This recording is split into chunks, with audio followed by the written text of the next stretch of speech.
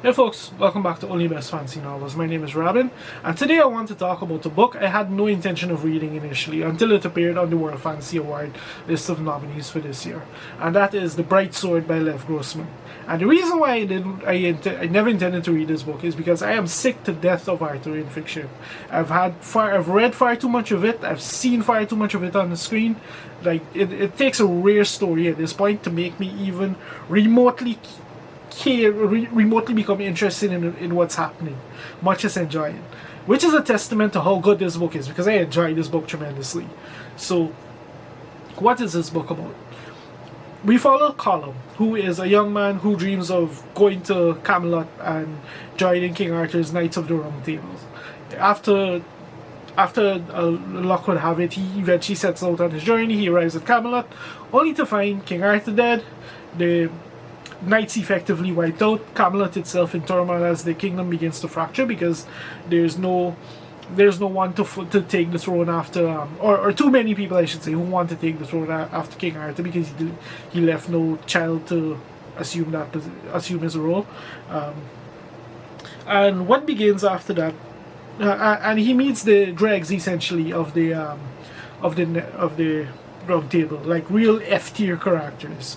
Like we have the immigrant, we have the person who was knighted as a joke, those kind of characters. Then, so of course these remnants, these shattered remnants of the Round Table, inspired and Colum, they decide to try and find a way to maintain Arthur's legacy, to try and to secure a way forward for Britain, essentially. So it's a really interesting concept by itself. Ordinarily, that alone would not be enough for me to even care what the hell is going on in this book, but the book itself is just good. So let's get into what exactly goes on in here. First and foremost, Lev Grossman does a really good job with the characters. Like we spend quite a few. This is very much a ragtag motley crew kind of a band of brothers we have here, left from the stories of the Knights of the Round Table. Some of them you recognize, some of them not so much. And through each of them, Lev Grossman has fun playing with the Arthurian mythos, essentially. Like we have one character who's very clearly from a much more advanced civilization, and he has to essentially slum it at the Round Table in this society that's just so much. That's so much more devolved than his own. Like they haven't progressed in the way that his own has progressed, but and yet he's treated as the barbarian, you can see. So that was a funny dynamic to read. We have other characters who've been mentioned in passing in other tales of other more well-known tales of King Arthur, and there are various challenges and that sort of stuff. We have one particular character who sets out to find his son, and it's a very ragtag motley crew, you can see. And over the course of this novel, as we follow each of them through the different adventures that they go on as part of their mission to try and secure Arthur's legacy, we very much become engrossed by these characters, by their foibles, by their emotions, by the way that they process everything that's happened, by the way they decide to move forward, and they're in a dialogue and all of that. Like Lev Grossman really pulled all of that off well. Aside from that, we do have some characters who crop up who are very much much more well known. Like we have Lancelot appearing, we have Guinevere, we have other ones. I don't want to touch on spoilers, but needless to say, it's very like those characters are there. Lev Grossman has fun with them. He very much presents them in a way that you can see how they would have inspired the more well-known,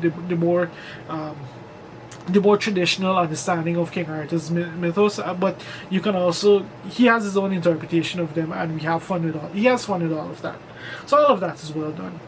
As to the story itself, it's just really entertaining because you have this hopeful young knight who goes there, who arrives, and the way that they come together and they set out on this journey, and just just the twists and turns that follow them over the course of this thing. Like the adventure that these guys go on is very much an adventure in the in the in keeping with the type of mythical stories that are associated with King Arthur's knights, with the legendary challenges that they went on. These guys very much go on an epic quest of what amongst an epic quest of similar nature, and they face so many different things over the course of this novel, because this novel, it also does some interesting things with how it looks at the time period. Like Lev Grossman decides to set this. He takes this novel and he does some interesting things with it in terms of the setting.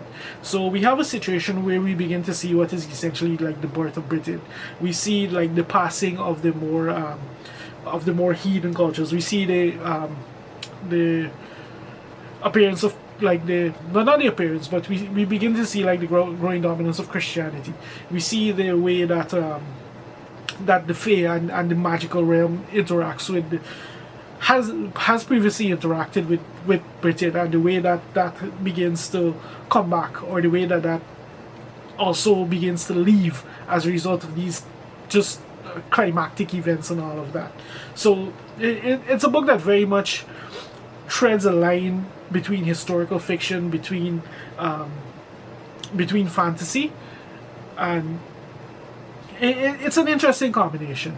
It's like, it kind of reminds me a lot of Catherine Arden's Winter Night trilogy, where that is very much a magical story, very much a mythical story, but there is an element of historical fiction that's thrown in that kind of throws you for that.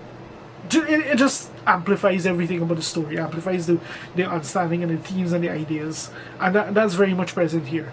Like, we very much see over the course of this novel, where it comes to the historical fiction component, like, you very much see the influence of Rome and these kind of things, the influence of the larger world, as compared to this more barbarian civilization. Essentially, that is Camelot,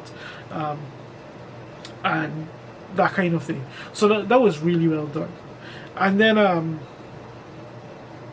what else do I want to talk about? Everything else I want to talk about is a spoiler. Everything else I want to talk about is a spoiler when it comes to this book, because the way that some characters are introduced, the way that he plays with them, it's just, yeah. Everything else I want to talk about is a spoiler. So you know what? I think I'll just cut it short. I'll just cut it at the end here. I'll just stop talking about this book here. Well, that kind of stuff at least. Lev Grossman does a good job of writing. He's not like, I didn't particularly enjoy his Magician trilogy, which is one of the reasons why I was going to skip this book. But on top of it being Arthurian fiction, but Lev Grossman has the chops to, he just writes an engaging story, and that comes through in this book, in the way that he shapes his characters, in the way that the plot develops, in the ideas and the concepts that are baked in here. Like, there's quite a lot to discuss. The way that he clearly very extensively researched the Arthurian mythos, because there are things in here that very much harken to different tales that I've come across. At the same time, he does his own thing. He very much creates his own thing. On top of that, he isn't shy to go in certain directions, certain liberal directions, where it comes to sexuality and these kind of things that you don't commonly hear when it comes to the whole Arthurian thing. So, like, there is quite a bit of interesting changes that happen here. And on top of that, like, as much as these guys are on these grand epic quests and all of that, they're also on some very personal journeys as well. Because for most of them, they're dealing with the ramifications of what the collapse of King Arthur's kingdom means for them.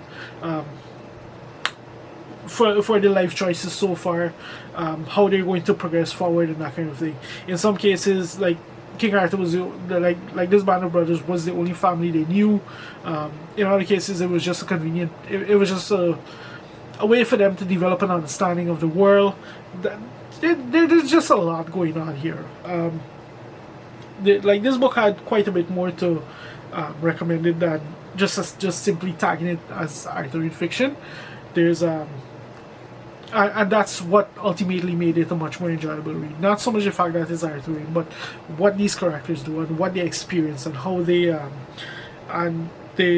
just the ideas and the concepts baked into here in terms of, like, the themes. So Yeah, that's very vague, but like I said, everything else I want to talk about at this point is very spoilery, and I'm trying to avoid that in these videos. So ultimately, I'm kind of glad that this did crop up on the list of World Fantasy Award nominees.